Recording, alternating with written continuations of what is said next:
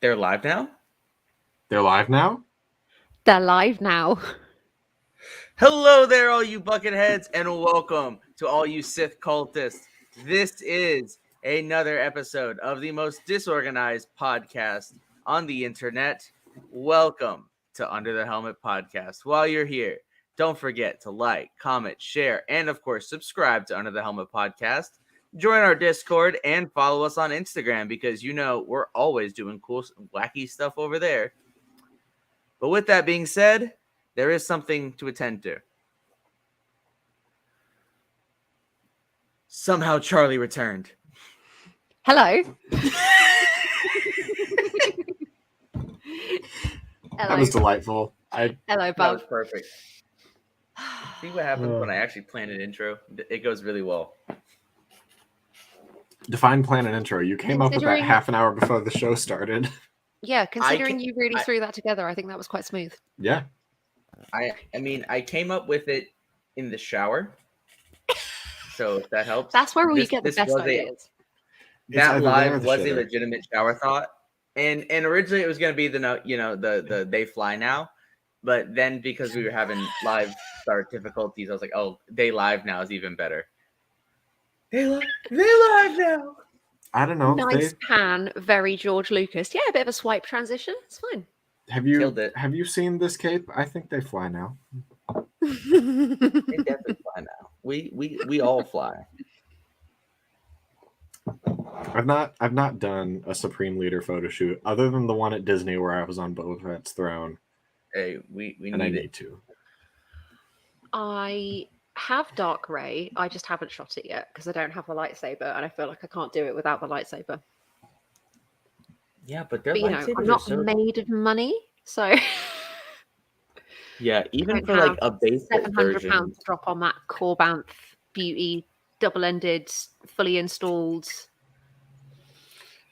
I'm surprised Dylan's cup isn't shaking the more you describe that saber. Listen, NeoPixel hand-installed, unique custom soundboard. Dylan, I'm not going to lie. There are some times where you send me videos of your sabers, and I debate if you're more like attracted to them or women. I think it's the sabers. Oh, no, I do think it's so. My sabers all the way. Mm-hmm.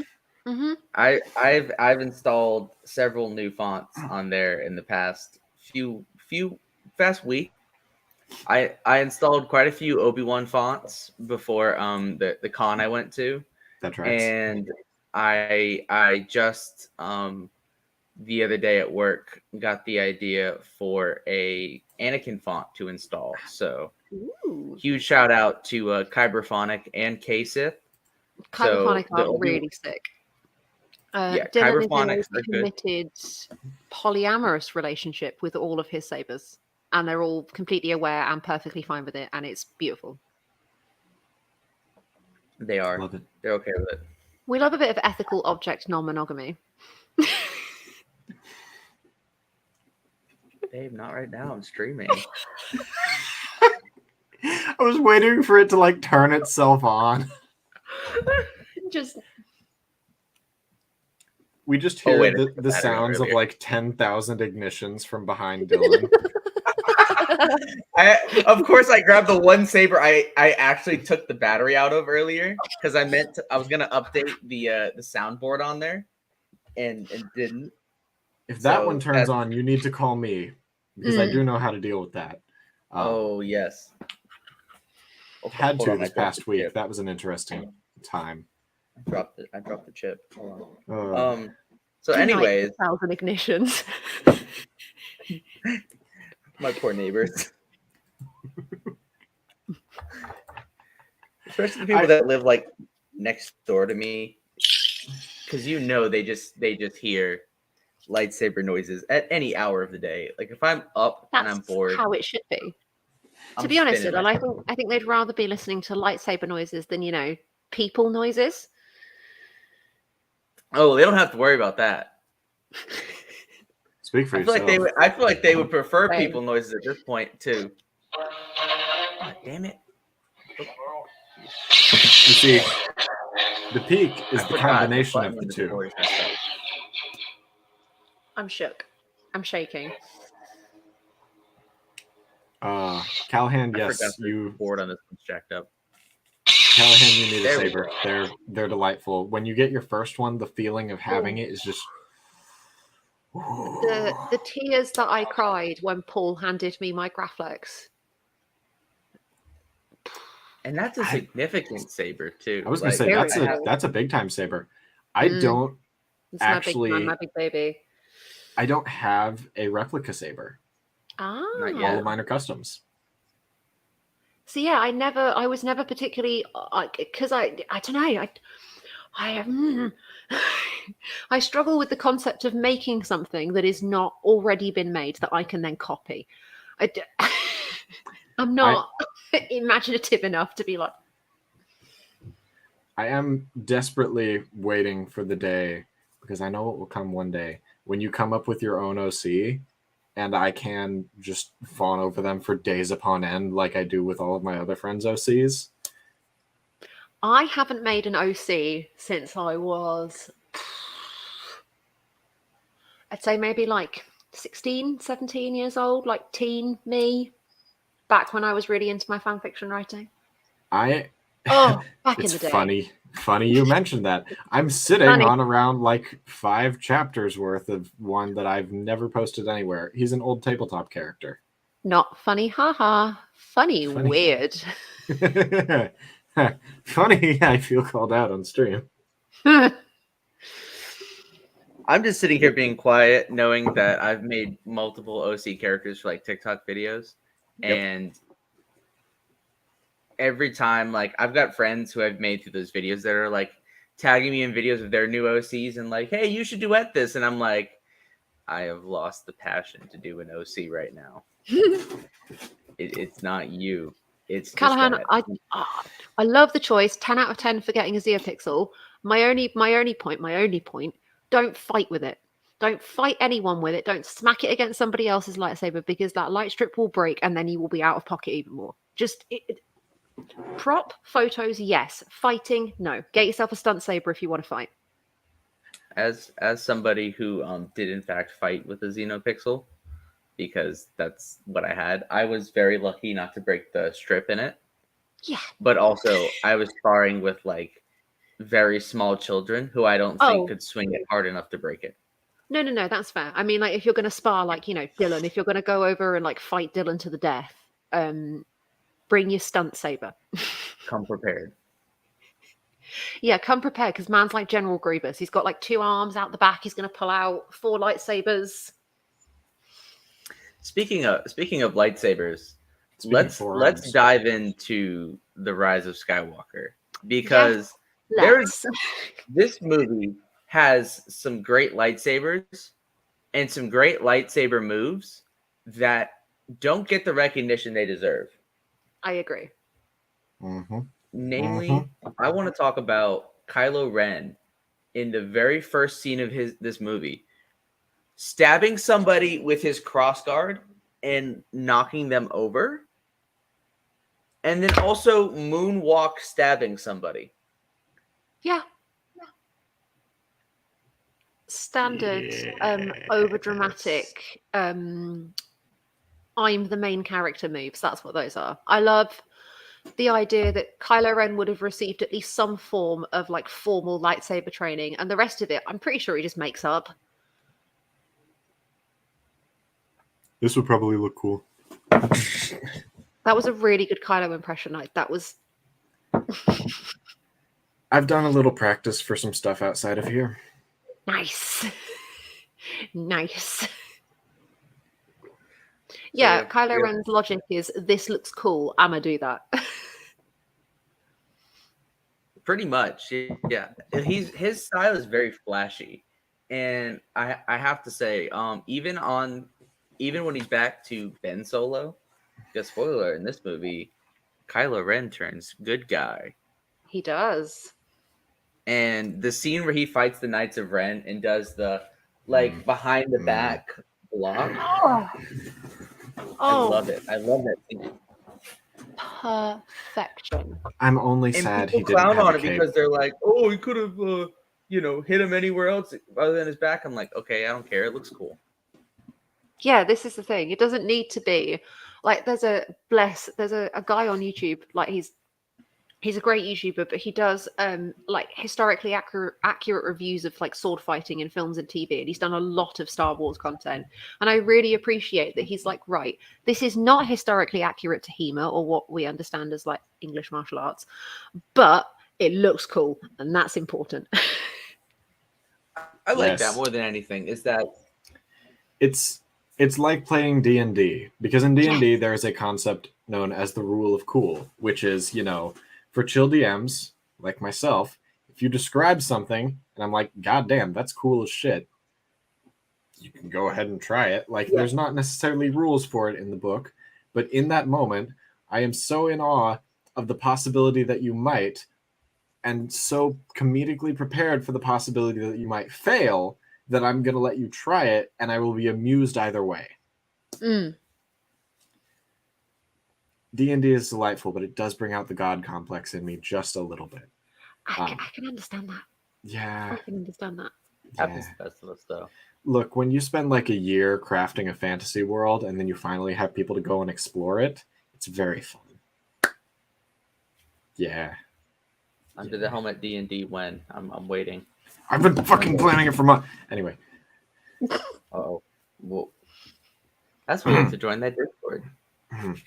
Oh no, you two are actually two of the ones that I wanted to ask about that. It was going to be a big old Star Wars tabletop campaign. I've been writing it for almost a full year now.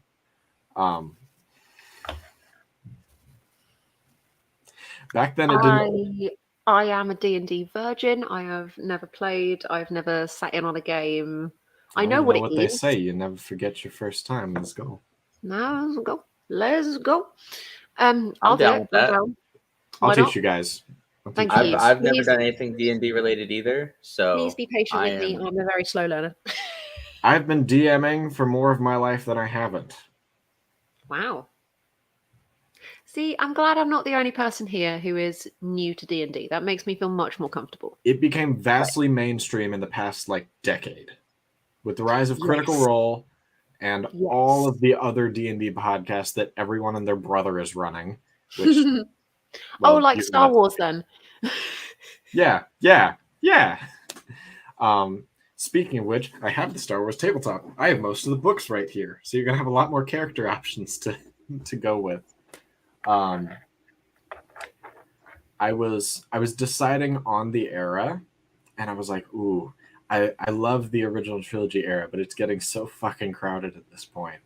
Like, I love how much we're getting there, but there's so much happening in that era now. And I picked the sequel era to start writing the trilogy in, because one, I like the characters that are there, and I can't wait to put some of my own in there and just see how people that I put in there would interact with them. Can I be Rey, or is Rey dead? Well, you see, Rey's I can't talk about certain things. You see, if I can't be Rey, I'm joking. She's back on Octo again. I'm not gonna lie. So most people's D&D characters is a shameless copy of their favorite fantasy characters. The amount of people that I've seen just play shameless Aragorn clones is the dream. Astronomical. It's Aragorn clones or Legolas clones. I was going to say Gimli clones. You don't see many clones of any of the hobbits. You will get the occasional Gandalf. That's a slay. It's interesting because wizards are... Any caster is kind of interesting to figure out, but once you figure them out, you realize that they're some of the most fun things to play in the game. I play this fully biased. I hardcore love the casters. Because, if I have the option of going into this fantasy world with, my stick I hit things with, or the ability to cast fucking fireballs and fly, I'm going to pick that. Anyway, D&D ran over. It's Rise of Skywalker time now. We'll hear more about that when I actually get shit together. I've just looked at this thumbnail. Eli, did you... Did I? The fact that you put your own face over Kylo Ren, that is very, very funny to me. Yes, I did. You got the star, too. That is actually one of the few Supreme Leader photos that I have. I did turn the opacity down because I was like, it is far too jarringly my face. But yes, I did put myself as the main focus because, you see, I was given the power of making the thumbnails, and that means there's going to be a lot of me. I dig it. You crazy boys. All right. Sorry, I'm just updating my social media even though we're like 15 minutes into the show. No, you're fine. So going into this movie, there are a few things that I want to talk about that I wasn't exactly the biggest fan of. I made a list. Okay. So while doing my rewatch of the movie, I made a list. I have things that I disliked, and I have the things that I liked. So I'm gonna go over the things I disliked real quick. Feel free to stop me at any point. I don't want to take away from them. I think that overall, I like the movie, but I do have some issues I want to talk about. These are in no particular order. It's how I feel. So Rose is sidelined in this movie. Same with R2. Why did they sideline Rose and R2? I just wish it was different. Poe being a spice runner, I thought that was not great. I liked him being the resistance pilot, but it is what it is. Chewie's fake out death, I thought it was kind of stupid. It was a good shock value in the theater. It's one of those. It got me for shock value, yeah. And then you watch it again, and you're like, it felt like much more of a push button advanced plot than it needed to. I think that was the feeling when it happened. It was very much like, oh, they moving the plot. I was sitting there and I was like, I went straight to the denial phase of grief. That's the first one. You're fine. And I didn't reach any of the others because it's almost immediately, oh, he's not dead. Yeah. They didn't give me enough time to process the death for it not to feel like a fake out. They just didn't do it right. I mean, it's like Chewie dead, 5 minutes later, Chewie alive. I'm like, oh. Not even. Also, I wasn't a big fan of Kylo Ren fixing his mask. I thought that was kind of silly. I liked the fact that he smashed it. But I get why he rebuilt it. I kind of like it. It does look cool. I will give it that. It looks sick. It does I liked look it cool. because of the inspiration. Because let's see. It's also inspired by that whole Japanese art aesthetic, wabi-sabi, where you fix broken things with gold and it becomes more beautiful than it was in the first place because it's broken. Kintsugi. And it's been repaired. It's inspired by Kintsugi. Or it's beautiful. Wabi-sabi. I love it. Which I am pronouncing horribly as a white person. I liked him fixing his mask because he's going back to his fucking edgelord. Not edgelord, but like dramatic ass ways, and I stand that. All right, we have enough redemption arc. Give me the bastardization arc. I agree. I just love that he. I love that he took a full year and was like, you know what, I'm gonna fix this right now. But I get why he did it because Palpatine showed up in his mind. Probably he's like, damn, I'm right back to where I started with Snoke. Like he had the opportunity to be Vader, to the OG guy who Vader was Vader for. You think he's not going to fix his mask? Come on. He's not going to pull out his best cape and his shiniest boots. Let's think about this for a second. Think about all the apprentices that Palpatine had and what happened to all the ones who didn't wear a helmet. They died after like a year or 5. Vader stuck around for 22. Maul. Dead. Look. I raise you. Darth Maul. I raise you. Kylo probably didn't know that he lasted that long. Yeah. All right. Another thing I don't like about this movie. This is really silly, but I did not like the way Baca looks in this movie without his bandolier. He looks naked. And just the costume without it. Hold up. Let me. I will fully admit that's very nitpicky. Dylan, you are glitching. You do be glitching, my guy. Damn. You do be glitching. What happens? Who's missing a bandolier? Can you hear me now? Chewbacca. Yeah. Chewie without his bandolier looks weird. I don't like it. Oh, like, yeah, he looks like a dog without his collar on. Yes. I was like, really? Like, he just didn't look good. Like, it didn't do it for me. Rise of Skywalker, no hate to the costuming department. The costumes in this movie are amazing. It just didn't look right to me, and it's a minor gripe. Oh, another minor is that Millennium Falcon gets bogged on this movie. This movie gets beat the fuck up in this movie. It is bad. I mean, that's on brand for the Falcon. Did you see what it looked like in Solo versus what it looks like in A New Hope? Han treated that thing like shit. True. Because when Lando gets it, it is this beautiful fucking party ship that I loved so much and had an entire cape rack that I'm so jealous of.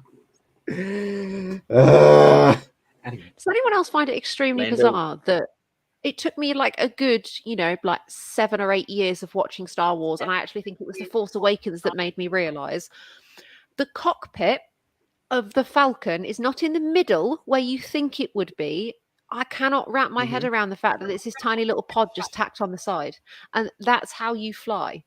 It is how also are you supposed to have any concept of why? Oh, it must be a fucking nightmare. It makes no sense. Make it. Well, because the other, I think is it the YT 1300 or 20? Because that one's a YT 13. Have you seen what the YT 2300 looks like? It's like, the nachos at the front of the Falcon. Those connect to a little tube, and the cockpit sits here.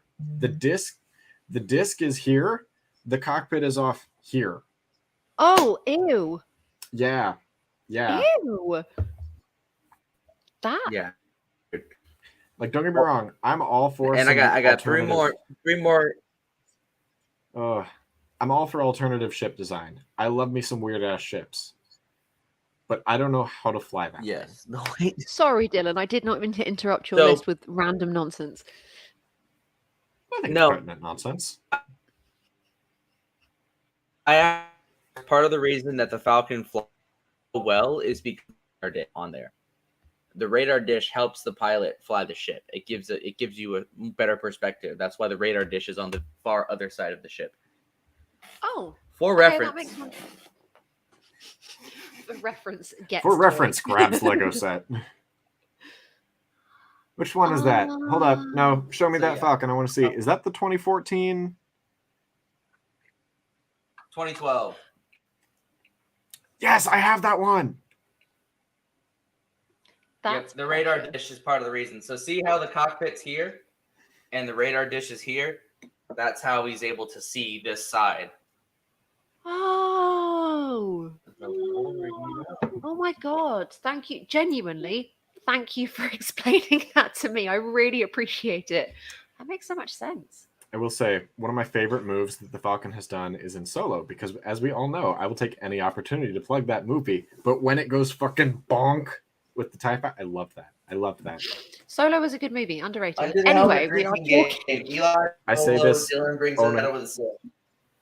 Dylan, please continue with your list of complaints about the Rise of Skywalker, because the more you talk, the more complaints. I have three more. I have three more, and the other two I know will cause discussion. So, the last not really discussive one is that it's a very long movie, but it moves at a breakneck pace. Like this movie does not have time to breathe at all. I was going to say, yeah, there is no time to take a breath and go, and what's happening? Like it's one plot point to the next. One plot point to the next. And it is cool. I dig it, but it does not give you time to breathe and reflect. Although I have to say, it flows pretty well. Mm-hmm. It does flow pretty well. Yeah. I will say this. In defense of the pacing, this is the Star Wars movie with literally the highest stakes out of all of them. Yeah. Yeah. There is no time to stop, because now not only is there a thing that could destroy one planet or a system, it's everything. Yeah. Because they just keep strapping Death Star lasers on smaller and smaller things. Or larger and larger things with larger lasers. Legalize Death Star nuclear bombs. Just destroy all of the planets. I'm not going to lie. One of the hardest things about creating a large-scale Star Wars campaign is finding an objective that isn't blowing up a super weapon. Because it's so overdone. I want to blow up the super weapons. I can throw that in if you guys want. If you want, I can... Don't get me wrong. You blow up a lot of things. It's one of my campaigns. Shit explodes. Blasters. Right. I was going to say, Callahan, that's an excellent extrapolation of thought. Yes. We get to episode 15. Can't wait. We have to stop the planet gun. I mean, I'm pretty sure there was a super weapon like that in Legends, so... Well, it was Legends. I was going to say, if it's Legends, then yes, probably. It was Legends. Somebody could breathe and blow up a planet. Revan. Dark Nihilus. I love how all three of us thought of different characters. We're all hungry. We're all not hungry and sucked up a planet. Canon Luke could never. It would be very painful. Legends Luke is so much better. He was so much more powerful than Canon Luke ever was, and it's amazing. Yeah, because Legends Luke isn't boring it.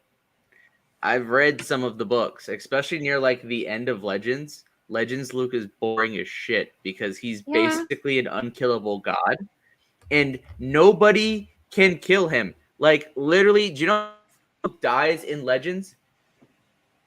He doesn't. He just becomes one with the Force one day.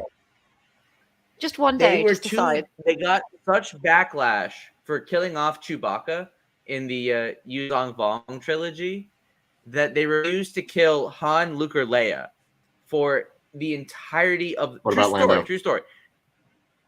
Lando too. They didn't kill off Han, Luke, Leia, or Lando. They just one day walked into the Force and said, "If you need us, we'll be back." And then Force Ghost Luke shows up to his great-great-grandson and is like, "Hey, great-great-grandson, don't be an edgy 90s comic character. Don't do the death sticks." Wasn't it stop doing drugs? Yeah, it's like stop doing death sticks, Sage Skywalker. No, man, fuck you. I'm a 90s character. I now need to see someone create a Darth Bane that is a mashup of Dark Knight Bane and Darth Bane. Always do there are a master to hold the power and an apprentice to crave it. I'll bust out this. Dear God. All right. Now, another things. All right. Two other things. I have been every voice you have ever heard inside your head. Inside your head. I'll keep going. I'll keep going if you don't stop me. And I feel like this we could definitely talk about. So, Rey Palpatine. I do not like the reveal that Rey is a Palpatine by blood. I'm not a fan of it. I liked her being a nobody. I liked that her story wasn't tied to all of the Skywalkers and Solos and all that she was her own separate person. But I accepted it. So, in defense of that, right, when JJ did The Force Awakens, he basically had a full plan of how it was going to go and that they were going to end up at Rey as a Palpatine. That was his end goal. However, when Rian Johnson took over The Last Jedi, because whatever went on, a scheduling conflict, I can't remember. When Rian Johnson, it is alleged, I will say alleged, just to cover my own ass, that Rian deliberately screwed The Last Jedi so that making The Rise of Skywalker would be as complicated as humanly possible for J.J. Abrams, which I think is why some of these ideas feel so shoehorned in and so left field. Because The Last Jedi doesn't match in terms of story and pacing compared to The Rise of Skywalker. And there's this huge, you can argue it for The Force Awakens to The Last Jedi, but it's difficult to connect the two stories together. And I think this is why so many of the hypothetically brilliant ideas, like Rey being a Palpatine, what a reveal. what a legacy, what a power to carry on your shoulders. But because we see her as Rey nobody, she don't need no man, she don't need no ancestors, she don't need no parents, she's just Rey. It feels so like wrong. I am like Callahan, I am indifferent to Rey Palpatine. Just relatively indifferent. It's a nice choice, but they didn't do anything with it because there was no space or no time to do anything with it, which is why we only ended up with about 4 seconds of Dark Rey, which was abhorrent because what a character. There's so much uncut behind the scenes and test footage of her on the throne, talking, fighting, walking, being a Palpatine, being the Dark Lord and Savior. And all of it got removed for time constraint because it's already a nearly 3 hour, 2.5, 2 hour, 2.5. Look, Lord of the Rings has done like 4-hour movies. We just need extended editions. I would love to see Rise of Skywalker extended. Give me all of those deleted and cut scenes shoved back in correctly, and I think it may end up making a little more sense. I am also very, very butthurt that JJ did not get to do The Last Jedi for whatever those reasons were. I love Rian Johnson. So originally it was going to be 3 different directors. It was going to be JJ for Force Awakens, Rian Johnson for Last Jedi, and then Colin Trevorrow was the Jurassic Park guy. He was or Jurassic World guy. He was gonna be episode 9, and then there was I think there was like creative differences or something between Trevorrow and the studio, or they didn't like his script because his script leaked online, and it had some interesting concepts, but overall, I think I like what we got better than they had a double-bladed lightsaber. Duel of Fate script.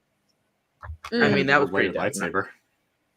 That was if people haven't read the Duel of the Fates unfilmed episode 9 script, I would highly recommend hunting it down and reading it because it is a fantastic alternative to the Rise of Skywalker. It is beautiful.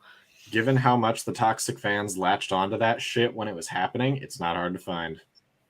No, it isn't hard to find. They clung to that thing like it was a fucking Bible. Oh my god. They rode that man's raw. And Callahan, that's an excellent point. I always assumed the Palpatine that we see in the prequel trilogy, I always assumed he was like, just married. Like he was just happy, just had a partner, like had a wife. We just never saw her because, he's a busy Senate man doing busy Senate things. And we were just never introduced like formally, like canonically. So I never particularly had an issue with the concept of Palpatine getting busy because he's also, when he's in the prequels, he's trying to portray that he's not an evil like overlord. He's actually just a normal man doing a normal job. So why would he not have a wife, a family, a social life? Potentially too busy with his normal job that he was trying so hard to leave it. So Palpatine, what are you up to today? I'm doing senator things in the Senate. I'm being a senator. My schedule is very full. Goodbye. If you haven't seen the Robot Chicken, I'm a senator after all between Anakin and Pad. I hate Robot Chicken. I hate with a burning passion. That is fair. That one is kind of funny. Unfortunately, I did show it to Gabby once, and now it does get quoted regularly. Sometimes. Oh no, that's fair. I can absolutely respect that. What I want to talk about, one of the only bits of the film that made me rage, the kiss. Yep. The kiss. That was part of that was part of my last point, which is Ben Solo's death. Hold up, no, Nick's comment. Are we all seeing that? Because young Palpatine, young Sheev, old Sheev, Sheev, and just imagine it's like Ian McDiarmid's Emperor, like him on Exegol. We've got some poor like janitor going around, and Palpatine just like up in the rafters like this. Hello, boy. Did I ever tell you the story about my wife? And he's like, Mr. Emperor, I just work here. Long ago. when I was a young senator from the planet Naboo. Did I ever tell you? He's just there in the rafters muttering about his wife while all the priests are like, it's fine, he's an old man now. He probably doesn't remember properly. Back in the day, she always used to burn the meatloaf. Palpatine is the my wife guy. Every sentence starts with my wife. Wait a second. Hold up. I'm going to... What do you believe that the Supreme Emperor will tell us today? Oh, we cannot question his judgment. Surely he knows. I remember once upon a time I got really fucked up on sticks and got myself involved in a senator.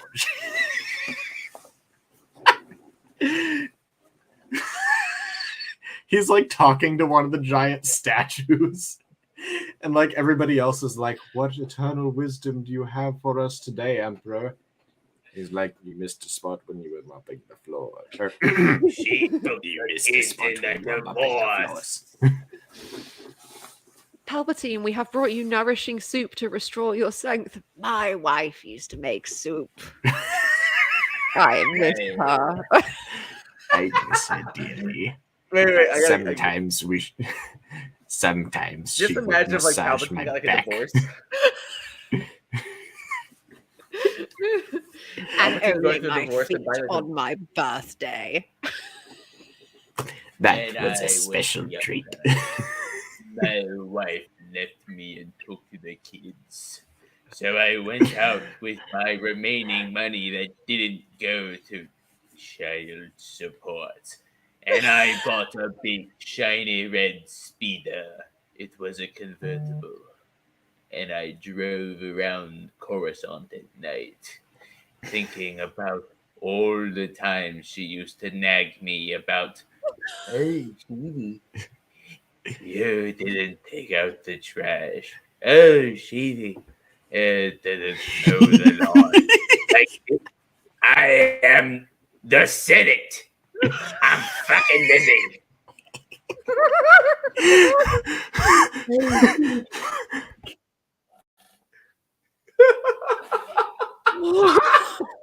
That needs to be a bit. That needs to be a bit. Oh my gosh, that needs to be a bit. I had to turn off my mic. I was laughing so hard. Oh my god. Don't breathe. Dylan, you need to start a series on TikTok. Life of Sheevy. Please. Please. I will get TikTok just to like your videos. Like if anything's gonna wait, make me hold get on, TikTok. hold on. I just thought of another one. Oh god. Go ahead and nuke the population. Yes, honey? I'll be out in a moment. Dinner. Oh, meatloaf, how nice. Dooku, she's making fucking meatloaf again. Have Grievous go destroy some Jedi or something. Fucking I'm so tired of this shit. Coming, honey. Palpatine so good. Why? It is giving break his kneecaps and he'll talk. I'm at a parent-teacher conference. So you're telling me Tim is enjoying finger painting? That's break great. His kneecaps and he'll talk. I'm at a parent-teacher conference. So, Dathan said that he likes the Jedi, huh? I do love the idea of Palpatine doing the like Lego Star Wars, like putting up the cloak and turning around, thinking that no one can see him as he talks on holo projector to someone, and then turning right back around and being regular Palpatine. No, that's so part of the bit. That's so gonna be part of the bit. And everybody's like, "What was that? What was what? I what? needed to scratch my nuts." No, and you got to think he turned around at some point and like with the hood off, but was still doing the Sidious voice. And he takes the hood off and he's like, Master Yoda. I mean, Master Yoda. How are you doing today? You know, changing up on him. Sometimes Sorry, I have a case of the laryngitis. I don't talk so well today. Oh, more. Do you think he practiced that voice? Like he was just sitting in his office sometimes being like 100%. I mean, Hello. Because so the only person that was like cool with Palpatine, like who kind of knew him, was like Masamita from the prequels. So I can just imagine like Palpatine sitting there like, everything is going as I have foreseen. Who is it? Oh, it's Masamita. Okay. Everything is going as I have foreseen. Masamita was, as I like to say, down with the Sithness. Oh, 100%. Speaking of epic Palpatine moments, I do particularly enjoy him like screaming at Rey, being like, "You will join me. You will become all of the Sith. I am all of the Sith." And it's just like the whole interaction, and then she has like that whole moment of clarity, and she finally like feels the Force, and she hears them, and they join her, and it's everybody's voices, and it's like they cut Alec Guinness saying "great" just so they could get the Rey out of the middle of it, and getting to go. Love that. I love that little in the bit theater so much. and trying to pick out who everybody was and work out everyone's voices, and then going home and reading about like post after post after post. I'd done the day I went to see it at the cinema, I'd done a cinema event for Rise of Skywalker, and then got back to Coventry, got dropped off at the cinema, and went to see it. That's awesome. And it was good. It was good. Good. Oh, excuse me. How'd you like it? It was good. Really good. It was. I have to say, it was a really good movie. And I know I had like a little list of things that I disliked, but I had so much more things that I did like. Oh. Like going through this movie, I was like, okay, I'm gonna just have a little running list by me of things I dislike, things that I like. Things that I like. I'm just gonna run through the list real quick and just speed blitz it. C-3PO. His whole character in the movie is great. I love every second of 3PO in this movie. He steals the show. Palpatine coming back. Gun. I liked the idea. Yes. Oshia Bestoon is just great. If Shadow of the Sith. Dark Side Dagger, same thing. Shadow of the Sith, gotta love it. All of the scenes with Leia, the fact that they were able to get her back into the movie, that was chef's kiss, incredible. And they made it work. And the dialogue, I when I first saw the movie, I was like, they made it work, but it was a little clunky. No, beautiful, wonderful, amazing. Force healing, it's been a thing for forever. So if you complain about it, shut the fuck up. It has. It's been a thing for so long. The banter between the whole crew, I love their banter in this movie, and the best example of that is, of course, they fly now. I love that scene, and mind you, none of them have seen First Order troopers use a jetpack. So you'd be like, jetpacks have existed in Star Wars for over 50 years at this point. What the fuck? By Mandalorians, they fly now because the stormtroopers don't typically use jetpacks. Only specialized ones do it. Shadow of the Sith. And obviously, in this movie are inner fucking twined. It's beautiful. The connections between the book and the movie, wonderful. The Knights of Ren ship, whenever it flies, it spits out toxic fumes. I love it. I think it's so great.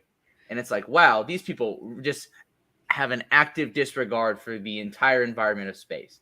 I love the Knights of Ren because they are just kind of a garage band following around their edgy front man, that being Kylo. They're groupies. Yeah. They're groupies.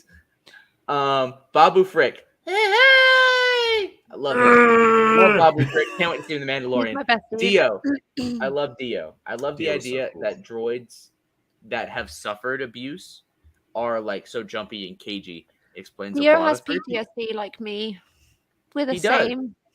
Dio does in fact have PTSD, and if you read Shadow of the Sith, you actually get to see Ochi's treatment of Dio firsthand. I'm just saying. I'm sorry. What was that book again? I don't think you've mentioned it. I'm so glad you asked. I'm not familiar. It's a little ditty. It's called Shadow of the Sith. Shadow of the Sith. Oh wow. Okay. Yeah. Shadow of the Sith. Get our boy Ochi Bestoon with the Sith dagger on the back. So do you know the reason why? It was a joke when Rey picked up the Sith dagger, saying this dagger has done a lot of evil in this dagger, or something like that. Or no, this dagger has killed a lot of people. Like, but she's holding the Youngling Slayer 9000, whatever. Like, so this dagger is actually imbued with the dark side.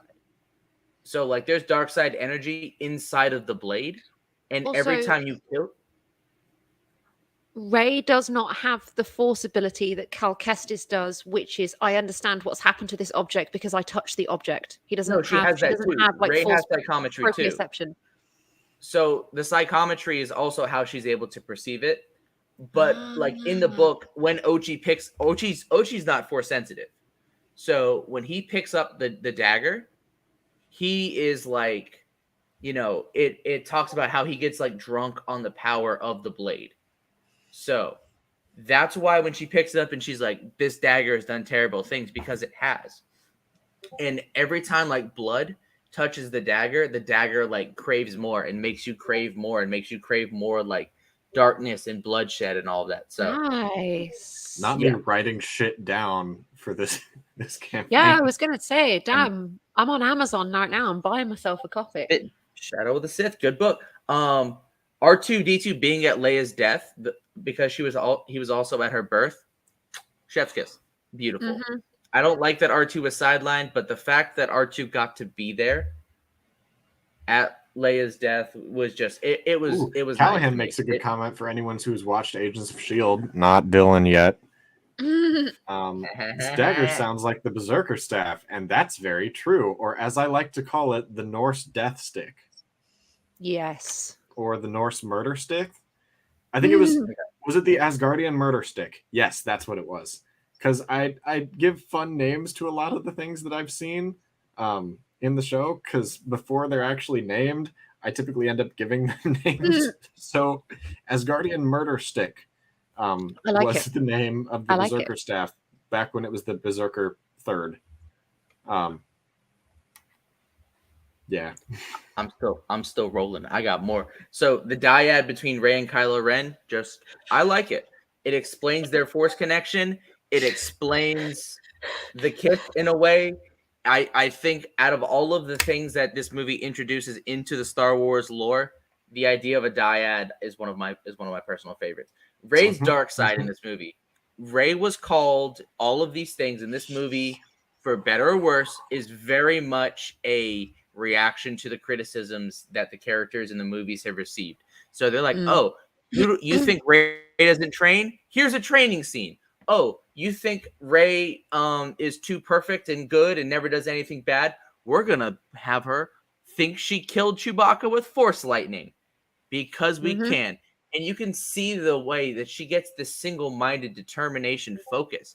And it's wonderful to see that she's self-sabotaging herself. And especially on the scene on the Death Star, it's really interesting because you can feel Rey getting pulled to the dark side and you can feel Kylo getting pulled to the light because of the dyad.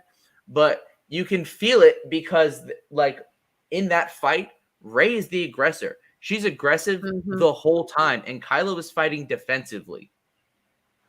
Which is interesting because I don't think we'd really seen him do that other than the Praetorian Guard scene. No.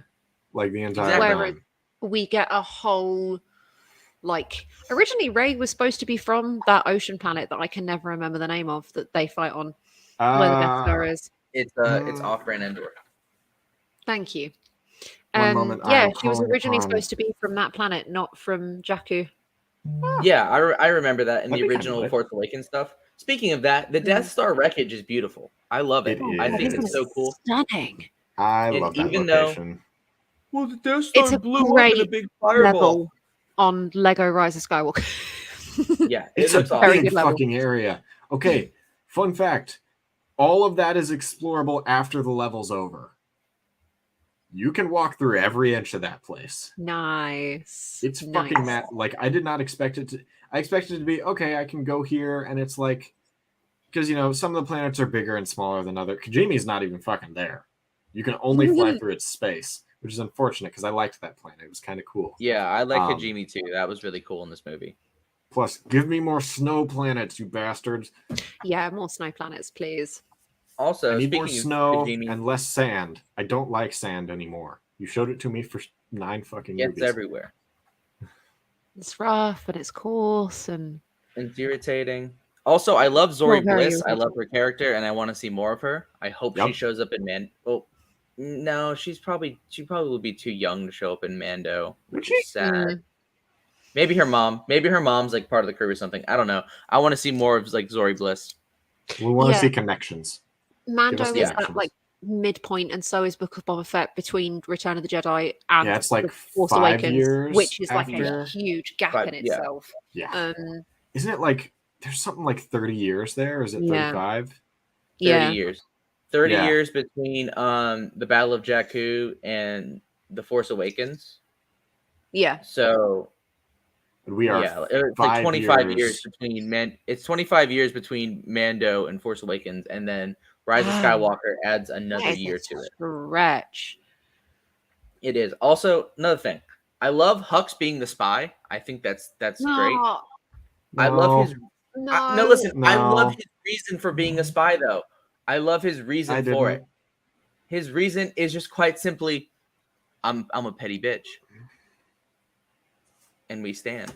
I feel like there were so many better ways for him to be a petty bitch. That's the thing. There were so many other ways to reveal him as the spy instead of him running into the room and going, "I'm the spy." King, please. If you are a spy, you do not announce that you are a spy. Take Agent Callus in Rebels. I love Agent Callus in Rebels so much. Specifically that line where Thrawn is like, "You have the heart of a rebel," and he's like, "I'll take that as a compliment." Like, Yes. Anyway. So I've been some of the dialogue and story choices feel very clunky. Very sort of, they were drawn in last minute with a wax crayon on the side of the margin. Versus like actual like not constructed, but you know what I mean, like coherent. Contrivance. Absolutely a contrivance. Also, speaking of characters we see, I want to talk about two of my favorite glup shittos in this movie. Claude, of course. Live slug reaction. This movie gives us Claude, so big dub there. Also, I love Bulio from the beginning. Voiced by Mark Hamill. Who is Bulio? Win the war! I just love it. I love him. I love C-3PO's line, taking one last look at my friends. I really liked that. I thought it was very emotional. Made me tear up. Made me tear up a little bit. I interpreted that a little differently because a lot of people like to criticize the fact that, well, 3PO's barely known Rey, Finn, and Poe. What he's actually doing when he says that is looking back on all of the memories in his hard drive, which include Luke, Leia, Anakin, Padme, Obi-Wan. That's what he's talking about. I'm taking one last look at my friends before they wipe his memory and he becomes evil C-3PO, which is the coolest when his eyes go red, and it's the sick. It's so, honestly, I love it. I was fully ready for him to go on a fucking assassin droid massacre. 100%. Like, speaking of that, I love it when 3PO has to carry Chewie's bandolier and bowcaster. I think it's so goofy, so silly, and I love it. I also love General Pride. I love General Pride. He was a very good representation of that like old guard versus new guard with the First Order. Yes. Because you have like the ex-Imperials that are like, "Oh, we've been doing this forever. We know what we're doing." And then the new guys who are like, "If you knew what you were doing, why did the Empire fall?" No, I love him. I love him. I love his arrogance. I love just everything about him. I love the saber battle with the Force Bond when they're on Kijimi and Kylo Ren's ship. That's just a beautiful scene, and it flows so seamlessly. Because isn't it like two practical sets put together? It is two practical sets, yeah, and they film each part separately and then edit it together. Beautiful. When he grabs the necklace and it appears in front of him was just like their force bond is getting so strong and so intense they can literally remove objects from each other. Like they have the ability to physically affect the other person now. It's not just like a feeling, it's physical, which I'm guessing is why it explains the kind of escalation in their relationship, the kiss, all of that stuff. The lightsaber. Yes. Also, I just want to say this. Now that exists, fan fiction writers go wild. Oh. And they break Vader's helmet. That's pretty cool too. Moving on. Let's see. Rey's parents, whose names are Dathan and Miramir. If you didn't know, their death, I love it because of Ochi right here. But also, it's a good scene. Plus, we get to see Ochi of Bestoon. Always great to see him and the little beady black eyes in his head. The Stormtrooper defectors, I love that. I wrote this in here multiple times, but the Battle of Exegol, just all of it is great. The fact that we get to see Kylo Ren wet. Beautiful. Thank you. Now that I have longer hair, I'll be right back. Now that I actually have longer hair and I like get out of the shower sometimes and I let like water run over my face, I'm like, this is how Kylo Ren feels. I dig it. That's adorable. I feel like a wet dog. I love it. Oh, there he is. Do you guys know what Rey was originally supposed to be called when the scripts were written, i.e. the actual sequel scripts by the sequel writers? What was the name? I can't remember. She was originally supposed to be called Kira, Kira. However, some digging through the George Lucas archives when he was writing what would have been the sequel trilogy, like in terms of like him writing this way back then, what became Rey's character was originally called Winky. And I don't know how I feel about that. Well, I mean, Luke's nickname was Wormy, so Wormy and Winky. That's cute, isn't it? They were father and daughter. Just kidding. I also love. Let's see what else. The Stormtrooper defectors. I love them. I want to see more of them in the future. I think what we really need is a either Clone Wars or Rebel style show that takes place over that year between Last Jedi and Rise of Skywalker, because I feel like that show would be able to kind of bridge some of the gaps between the two eras. Eli, come back. Where have you gone? He had a dip for a second. Oh, that's fine. I love the lightsaber being transferred hands. I love that whole fight scene. The two of them teaming up to kill Palpatine. Leia's death was beautiful and did Carrie Fisher so much justice. Got to see Octo again. That was always nice. Luke's Force Ghost showing up. Like Callahan said, Leia's lightsaber. It's sort of like a Chekhov's gun. It's great knowing that she at one point did train as a Jedi with Luke enough to have a saber. Also, her saber is beautiful, but girl, those grips, that is very much style over substance. Oh, it is 100%. It's a lovely saber. I have like the Force Effects replica of it, but good God. Oh, that was it. In the Duel of the Fate script, Rey's last name is Solano, which is Solo and Organa put together, and it makes me want to absolutely weep my eyes out. I would like to remove my eyeballs, please. So that's where I saw it from. I made fun of a TikToker who said that because they said they were going to retcon the sequels, and they Rey's last name was Solano, and I was like, that's a really random last name. That didn't make sense. So that's where they got it from. Every line from a truth in there somewhere. The fact that Han shows back up to that vision of now Ben Solo, and Harrison Ford couldn't even be bothered to shave his face. No, I love it. I love that he shows up with the dad stubble, and it's like, I'm here. I'm Harrison. Deal with it. I want to know how much money they paid him to come back for that scene. I would guess at least a couple of million, if not more than that. They cut him a fat check. Mark Hamill was paid for his appearance, for his half-a-minute performance in The Force Awakens. He was paid $1 million at the end of The Force Awakens for that performance. Easiest money he's ever made. He's ever made. They're working with the Daddy Disney money now. They can do it. Yeah, they are. I also love it when Rey throws the lightsaber into the fire and Luke catches it, and like his hand comes out and he catches it and he walks out and he looks at the camera and goes, "Fuck you, Rian Johnson." I love it when that happens. Oh wait, that's not in the movie. He says something like, "A Jedi's weapon deserves more respect." Close enough. Same thing. Yeah, he does say that. Close enough. I mean, I dig it. I know that Rey's lightsaber at the end did cause an awful lot of controversy. Fun fact, when you ignite it, it flashes green and then blue because it's a bit of everybody's, and I think that's really, really beautiful. Yep.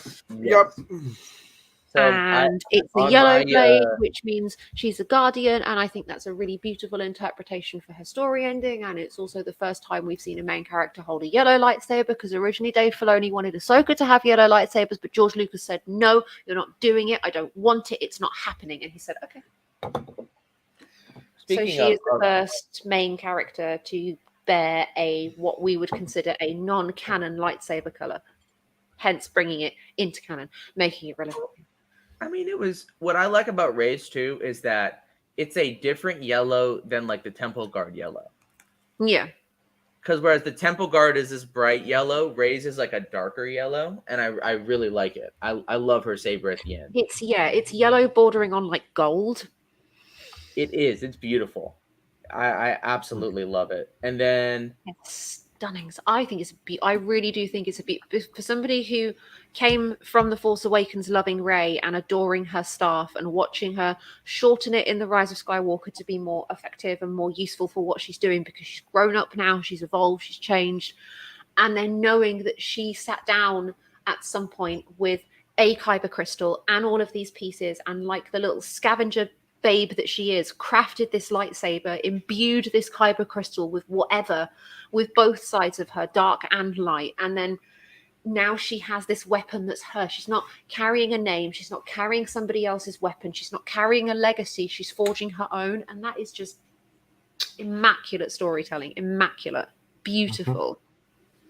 I have to say, so I know some people, a lot of my TikTok friends love to cosplay as Grey Jedi, and well, I am not Rey is a Grey Jedi. Next question. Right, that was what I was gonna say. While I'm not a fan of the concept, the closest character in canon we have to a Grey Jedi is Rey. Yes. Also, where is it? Callahan, Ahsoka's Shoko saber was lime green. Yeah, the friends I have would not be mad about this, but the Toxos would be. So I had to say it. You tell him. Rey is a Grey Jedi. From what we understand as the definition of a Grey Jedi, Rey is 100% that, because she acknowledges that both the dark and the light side are within her. She cannot make one overtake the other. She has to be balanced. She is the Force. She is balance. Couldn't have said it better. I also really love the scene of like Luke raising the X-wing out of the water. crying, screaming, and they throwing up, falling down the wall. The music in this movie has so many great callbacks as well. No, Nick, Mace Windu is not a Grey Jedi, and no, he doesn't use the dark side either. So Mace Windu is a Jedi with a rare colored kyber crystal, and that is that. Yeah, is there actually any explanation for that, or is it? I mean, obviously, I know Samuel L. Jackson walked on set when I want a purple lightsaber, so I can see myself. That's established. We know this. In Legends, it was a special synthetic crystal that he got, or a kyber-like crystal. So lightsabers in Legends could be powered by more than just kyber crystals. So I think what that was like he was gifted it as like, because he like saved some like tribe of like, you know, indigenous people on some planet. I'm trying to remember a story I've heard like once about like basically he helped these people out with his Padawan Depa Billaba, because he used to have a blue saber, like in the Phantom Menace and stuff. His saber is blue. Nice. You don't see it. It's supposed to be blue, and then because the hilt changes as well. So I think to help honor those people and to honor that mission, because they give him the purple crystal as a gift, so he takes it and uses that to power his lightsaber. So I think that's the background of it. And the whole thing about Mace Windu's fighting style of a pod, where people say like, oh, you know, he's channeling the light and the dark side. No, he is reflecting the dark. Like, so he's basically channeling the darkness that somebody is channeling onto him back onto them. He's not actively using the dark side. Also, douche hound. I love Dodson. All right, so I've got a funny Dodson story I can tell in a bit. I want to finish this up though. I love the line "I'm all the Jedi" and "I'm all the Sith." I think that's great. I love those lines. Are they? Oh, big yawn. No, I think it's. How am I supposed to make podcasting content when you want attention? Both. This is not very Star Wars, is it? This is not very Star Wars. No, the I am all of the Jedi line was beautiful. I also want to take a minute to shout about Rey's costume. I think it was an extremely beautiful choice to select white for her final costume because obviously Leia and stunning. Absolutely stunning. Speaking of Rey's final costume, you rocked that shit. Like, absolutely. Thanks. I wasn't always the biggest fan of it when I first bought it and like tried it on. I was like, I don't know if this is really. And then that event at that gallery came up, and I was like, this is the perfect costume to wear for this. Yes. I would agree. I got 3 more points in here, and so I love the design of the Sith troopers. I think those look great, and we need more of them. Mm-hmm. They just look cool. That's all. Also, in this movie, I think that he's a little underutilized, but I loved seeing Lando Calrissian again. Yes. Oh, Billy that was really sweet. Lando was great. Also, Wedge Antilles. We got to see Wedge Antilles cameo. So shout out for like 5 minutes, but it was great. Not even. It was like 0.35 seconds. We like see his face, and he's like, "Watch your back, Poe," and then that's it. And that's all we get of Wedge Antilles. But it's all good. He was there. So that's what matters. Also, in the final battle, yes, we do in fact see the ghost. Shout out to Site if you're watching this. Site, I know you're probably not here with us live right now, but comment when you get to this point in the video. We did see the ghost. I brought it up because I know you would say something about it if I did. Look, it shows up everywhere. We get a ghost cameo. Very cool. Let's see. What else? And then I wanted to conclude with this. I think the message of this movie and the message of the sequels overall is that you aren't defined by who your family is. And I think it's a Star Wars message, but it's also a message like specifically in the sequels is that you don't have to be defined by who your family is. Like your family could be the greatest heroes in the galaxy and you could be, turn out to be a villain. But same thing is the opposite. You can be from the biggest villains in the galaxy and you could become a hero. Either way, it's your choice. Rey has gone basically her whole life having no family. And for her to choose the Skywalker name after such a journey is, to me, one of the most beautiful ways they could have ended the series. Star Wars has always been, from the very beginning, about found family. Luke lost his aunt and uncle, the only family that he's ever known, because he never knew his real mother or his real father.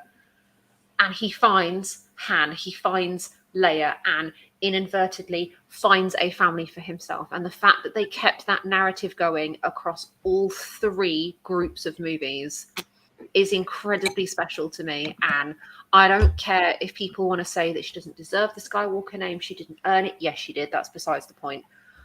To me, it really does encapsulate why I love Star Wars in the first place. That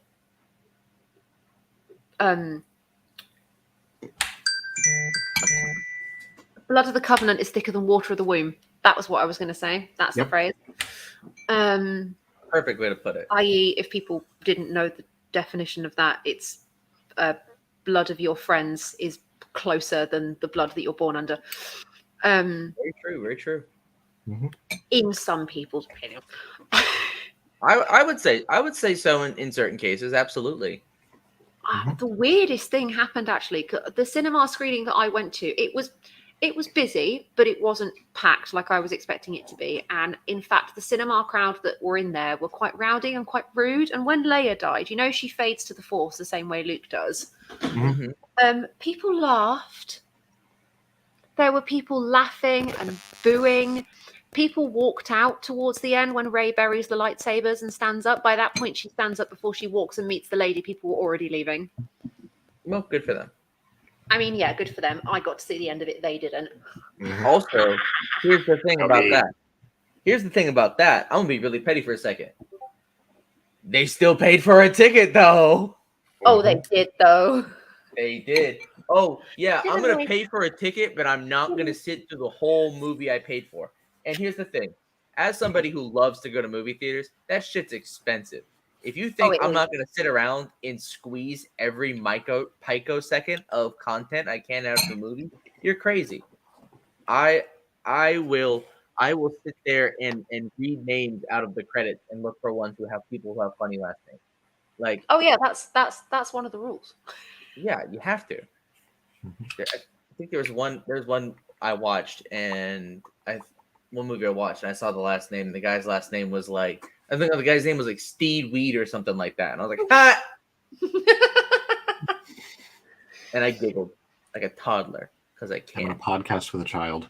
Yeah, at the end of Guardians Galaxy 2, all of the credits are filled with "I am Groot," which is absolutely hilarious to me. Names just change halfway through the credits rolling to "I am Groot." Isn't that amazing that they do stuff like that? And here's the thing: nobody would notice unless they watch the credits. Nope. In all, a very, very, very, very, very good movie. Whilst it's my least, if I had to rank them, it's my least favorite of the three. But actually, no, it's my second. It's in my middle. Last Jedi is last on my list. Force Awakens is the top. So Rise of Skywalker's in the middle. That sounds about fair. That's about right, I think. What do you think? I would say post rewatch, because now that we've done all of these, now that we've done all of the mainline movies, to rank them 1 through 9, I think is kind of interesting, because after watching the movies, I do have to say I love them all. Are they perfect? No. But that's what makes them special, I think, that imperfectness.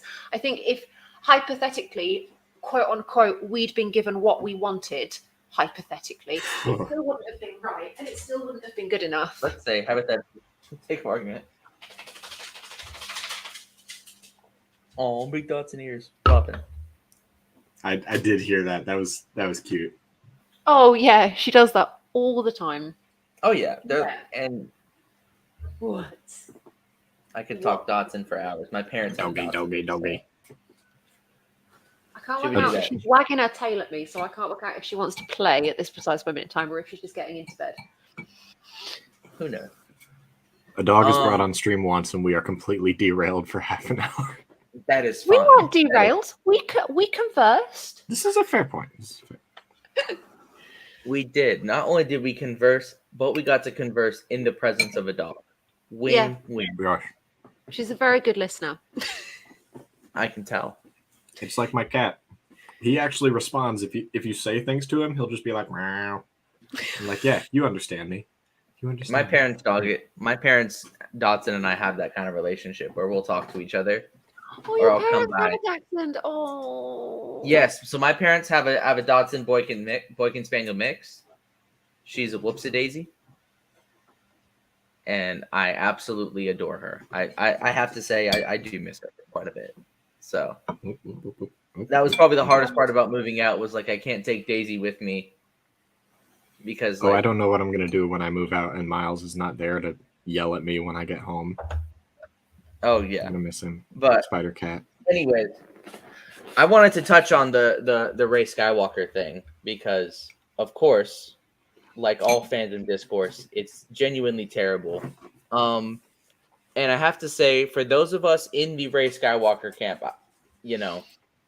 we're not denying that she's a Palpatine by blood. Okay, we're not denying that. Nobody is. But the whole point of the movie and the whole point of Star Wars is that your family does not have to define who you are. And here's the thing. Thank you. To say that somebody, she didn't earn the name. How did you earn your name? Yeah. Why does a name have to be earned? Like, names are just sounds that we use to signal each other out. Like, at the very basic. She also kind of did earn it. She flew the Falcon. She defeated Palpatine. She slayed every single film. 100% earned it. I do not understand the logic behind, she didn't earn it. Did she? Did she not? I'd like to see you try and do those things, Mr. I'm a Jedi. I'm a Jedi in my dressing gown. The answer is very simple. It's a very simple reason why. And it's a little thing called misogyny.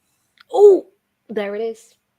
It's just a little tiny thing. It is. My tiny little brain cannot, I'm not speaking as me, my tiny little brain cannot comprehend a strong, powerful female character actually doing bits, getting on. And here's the thing. If you're able to recognize that, because I used to be one of those people. I was never a Rey isn't a Skywalker. I was always just a whatever. I don't really care. But to say that like, she didn't earn it, she didn't deserve it, I think that's silly. So and I want to tell a story.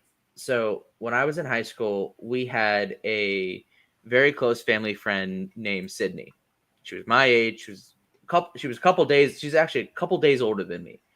And, she had a lot of issues with her home life with her parents. So my family would often take her in. She was on the swim team with me. So they would take her in. She would come to our house for dinner. She had a stocking at Christmas. It was very much it was adorable. And high school me could not stand it. I could not stand it. And I very much had that same thought, that same process of, she didn't deserve it. I'm the oldest. Why does she get to be ahead of me?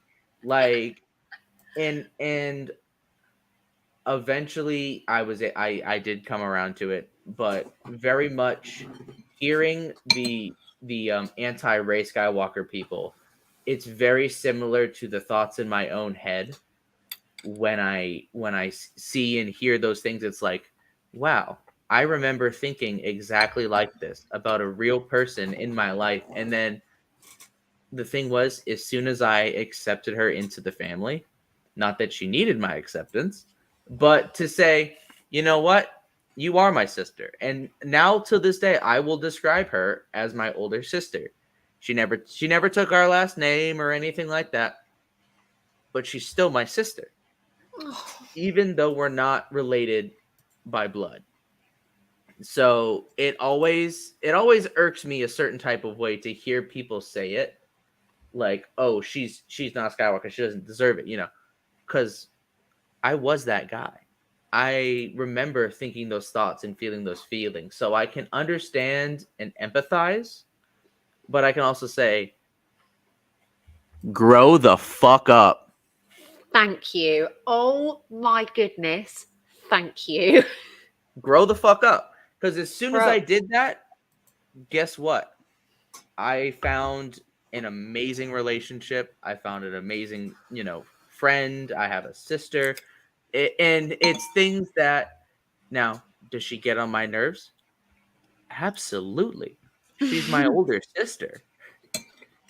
It is in the job description. Nick, to get on my nerves. There it is. Their criticisms reveal their own insecurities way more than they realize. Isn't that the truth? Mm-hmm. Absolutely. It's a bitch for sure to see and hear those things and understand where they're coming from, but also being like, I think the hardest part for me is I can't make those people realize what I realized. They won't get it because they're not ready to get it, unfortunately. And my biggest hope is that one day they do get it, and one day they do understand, and they have an experience where they go, hey, you know what? I get it now. I understand. Even if, because I had an experience like that. And when that finally happened, it was a beautiful thing. It absolutely was. I don't mean to cut this wonderful conversation short, because I do love addressing the Rey Skywalker debate because it's not really a debate. She's Skywalker. It was in the movies. Yeah. Shut the fuck out. But we do need to move on to news and rumors as it is getting quite late over in the GMT. It is nearly 1 a.m. Yeah.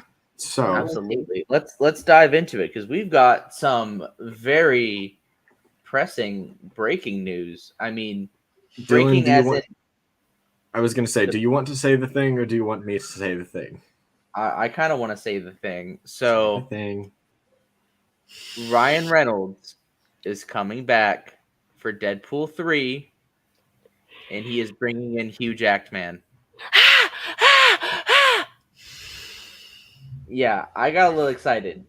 Huge shout out to Callahan for sending me that because I saw that, I read that, and I went and I watched the video and I went, no way, this is real. This is a prank, right? And then the logo came up, and I was like, oh no, this is real. No, I do. I love. Immediately, Dylan told me before this stream started, and immediately I was like, sources, where, who said it, which article, which website, and he was like, yeah, Ryan Reynolds just posted it on his Instagram. Oh, Hugh Jackman did too. Hugh Jackman posted Hugh Jackman on did his. as well. Ryan Reynolds posted in the back of this video, like, yeah, sure. And I lost it a little bit. I loved it. They did it in the best way possible. So Hugh Jackman is my Wolverine, like one of the first Marvel characters that I got really attached to. I mean, for me, that was Spider-Man.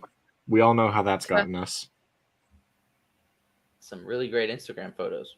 It's gotten some really good. Speaking of which, we have a video to show at the end. Eli puts it on Instagram. For those of you who... For the first time in ages. Eli's posting actual content, guys. Go. This is, in fact, news.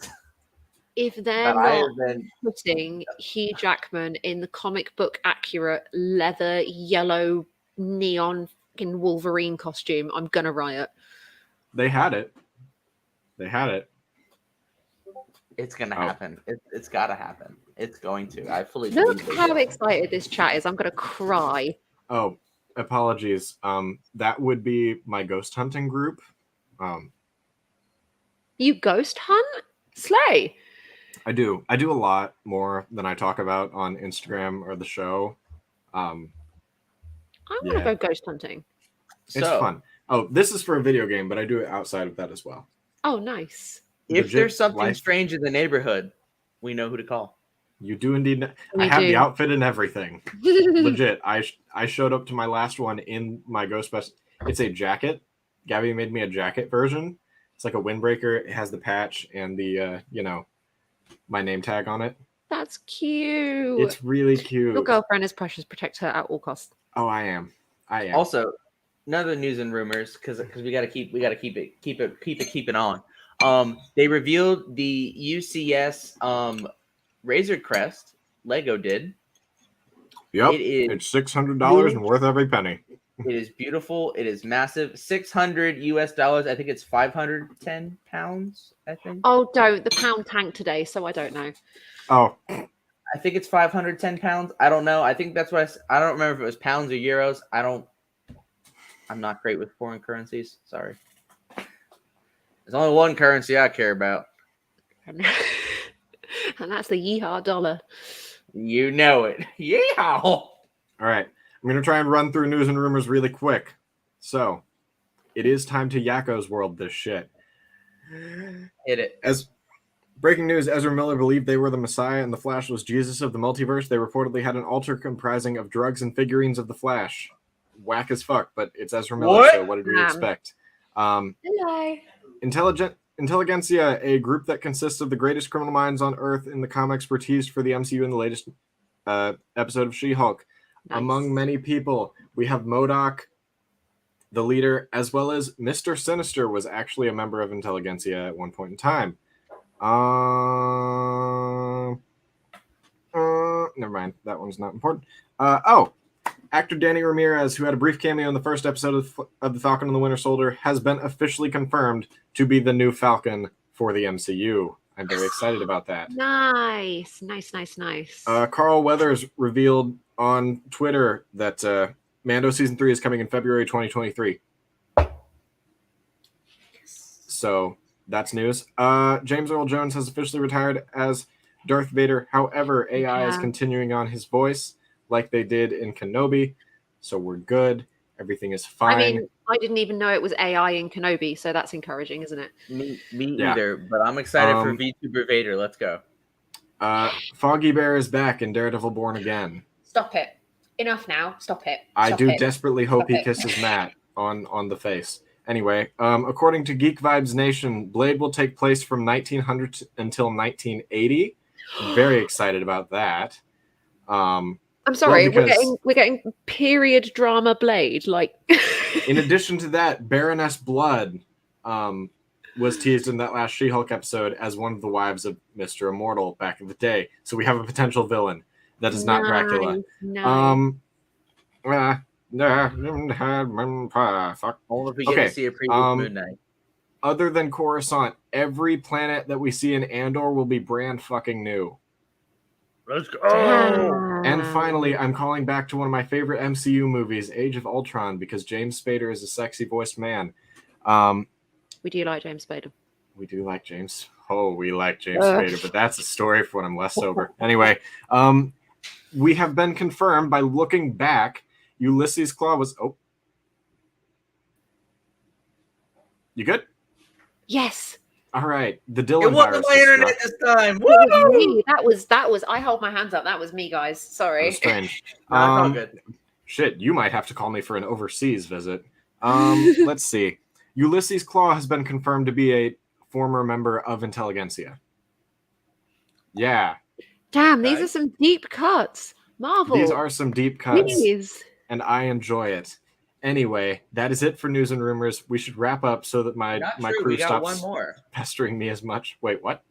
We have one more. So there is a leaked photo from Ant-Man Quantumania going around. Oh, where he got his shit rocked. Of Scott Lang with a very bloody face. Apparently, Kang the Conqueror pulled up and rocked his utter shit.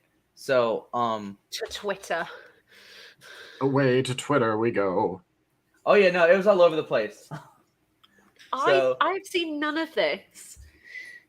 And finally, it's time for one final piece of... This is not news and rumors. This is just me showing off something from my photo shoot. Gabby put this together. Another delightful Gabby video. Dude, I can make a ponytail with my hair. That's lit. Soon enough. You should just go for Qui-Gon at this point. Just do it. Anyway, without further ado, as some of you may know, if you follow me on Instagram, I've been posting my Spider-Man photo shoot. It's sick. It's sick. It's thick, and we're gonna see just how much. I like you. Have a cupcake. I like you. Have a cupcake. Smack my ass like the drum.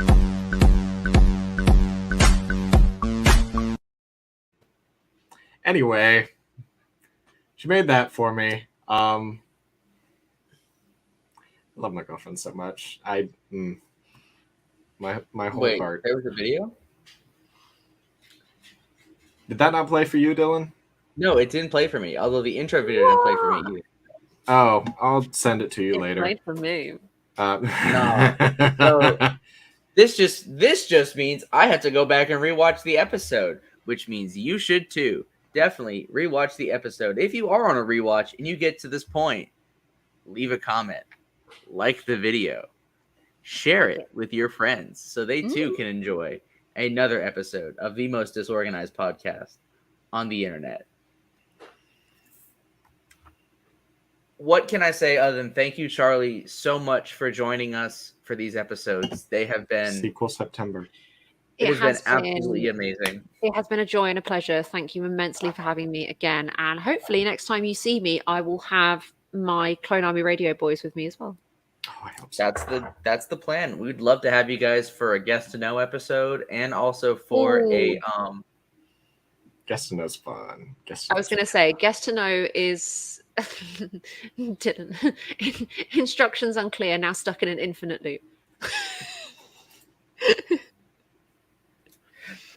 Nick, No, I've come to party. Beat me to it, damn it. No, I cannot wait to spend time with you guys again. It has been so much fun. It always is. It's The gonna be babes, a pair of you. We need to find ourselves a way to just teleport across the ocean. Because I'm telling you what, a night out on the town with this crew would be wild. It would be amazing, but I don't know if I can do like a 9-hour long haul flight anymore. I'm too old, guys. I'm too old. No, you're all good. I've done it once. I can do it again. I mean, admittedly, I loaded up like 3 musicals I'd never seen before, so I was entertained. That being said, I was sitting between... My little brother and I got split up on the way back. I was sitting between 2 people from Zimbabwe who did not speak a word of English. I don't know why I got sat between them. Listen. They did just kind of do the awkward like talk around me thing, and I offered multiple times to swap seats, and they were like, no, you are good. I think. Give me a 3DS or a Switch and a blank Pokemon game, and I'll be good to go for the whole flight. I will nuzlocke. That's actually really smart. I will nuzlocke that shit so hard. My Switch would not last 9 hours on a battery, so have fun with that. That is why they have... Oh God! I opened my Instagram and there are 5 images of the Deadpool logo. People are indeed losing their shit. Amazing, stunning. It's gonna be great. I would love to come to Star Wars Celebration in London. That being said, I am a little poor right now. That's fair. I'm also very poor after buying tickets for it, so I get it. Yeah, I'd love to. It's just a matter of getting there, and then I wouldn't know where to stay. And yeah, well, we'll figure. Look, being homeless Mando doesn't quite work. No. I do not have myself a space Cadillac that I can just hop in and vibe for a while. It's literally fly there, spend a few hours spend the weekend at Celebration, just camp outside the hall. Yeah, there's plenty of room for that. Bring a tent as your checked bag. I'm joking. Right, all of you, go away. Alrighty. Well, thank you, everybody. Have a good night. May the Force be with you, and we will see you the next time we go under the helmet. Bye everybody. Bye.